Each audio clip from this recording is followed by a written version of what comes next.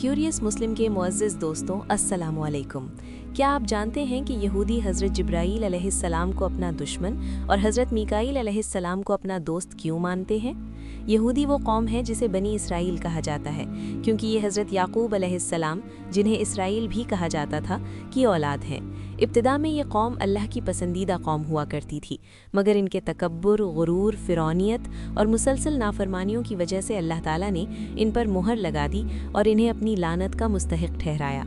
तारीख़ी हवालों के मुताबिक ये कौम इतनी सरकश थी कि इन्होंने हज़रत ज़करिया अलैहिस्सलाम का कत्ल कर दिया और हज़रत मूसा अलैहिस्सलाम से मुतालबा किया कि जब तक वो अल्लाह को अपनी आंखों से न देखें, ईमान नहीं लाएंगे। इसी वजह से अल्लाह ताला ने उनसे इमामत का हक छीन कर मुसलमानों को अता कर दिया, जिसके नतीजे में वो मुसलमानों के शदीद दुश्मन बन गए। एक अहम वाक़या भी बयान किया गया है जब यहूदियों की एक जमात नबी करीम सल्लल्लाहु अलैहि वसल्लम के पास आई और वादा किया कि अगर आप सल्लल्लाहु अलैहि वसल्लम के जवाबात दुरुस्त हुए तो वो आप सल्लल्लाहु अलैहि वसल्लम की नबूवत का इकरार करेंगे। आप सल्लल्लाहु अलैहि वसल्लम ने उनसे तौरात की रोशनी में नबी की निशानी बयान की और वजाहत की कि नबी की आंखें सोती हैं मगर दिल जागता रहता है। इसी के साथ आप सल्लल्लाहु अलैहि वसल्लम ने बताया कि आपके पास वही हज़रत जिब्राईल अलैहिस्सलाम लाते हैं, मगर बावजूद दुरुस्त जवाब के यहूदी ईमान लाने से इनकार कर गए, क्योंकि उनका मानना था कि जिब्राईल अलैहिस्सलाम सख्ती और अजाब के अहकामात लाते हैं, इसलिए वो इन्हें अपना दुश्मन समझते हैं, जबकि हज़रत मीकाईल अलैहिस्सलाम रहमत और पैदावार के जिम्मेदार हैं, इसलिए वो इन्हें अपना दोस्त मानते हैं। कुरान मजीद में भी इस बात की वजाहत मौजूद है कि जो जिब्राईल का दुश्मन है वो अपने गुस्से में मर जाए। तारीखी हवालों से मालूम होता है कि सुल्तान सलाहुद्दीन अय्यूबी ने दुश्मनों के खिलाफ सख्त और फैसलाकुन जंगें लड़ीं, बशमूल यूरोपी फतूहात और सलेबियों के खिलाफ।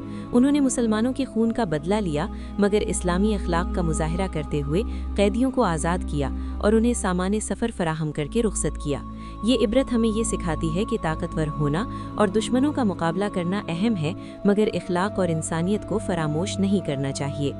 मौजूदा दौर में भी यहूदी अपनी मनसूबाबंदी में इंतहाई मुत्तहिद हैं और दुनिया पर कब्ज़े के लिए मुख्तलिफ तरीक़े इस्तेमाल कर रहे हैं, जिनमें मीडिया और मालियाती निज़ाम शामिल हैं। इनके ख़तरनाक मंसूबों में से एक होलोग्राम टेक्नोलॉजी है, जिसके ज़रिए वो आसमान पर हज़रत ईसा अलैहिस्सलाम का मसनूई ज़ुहूर दिखाने का इरादा रखते हैं, ताकि जब हकीकी नुज़ूल का वक्त आए तो मुसलमान इसे धोखा समझकर उनका साथ ना दें। चीन में पहले ही इसी टेक्नोलॉजी के ज़रिए आसमान पर एक पूरा मसनूई शहर दिखाया जा चुका है, जो इस मंसूबे की हकीकी काबिलियत को ज़ाहिर करता है।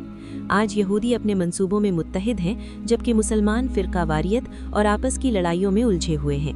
अगर हम मुत्तहिद न होकर होशियारी और बसीरत के साथ इन साजिशों का मुकाबला न करें तो सिवाय तबाही के कुछ बाकी नहीं बचेगा।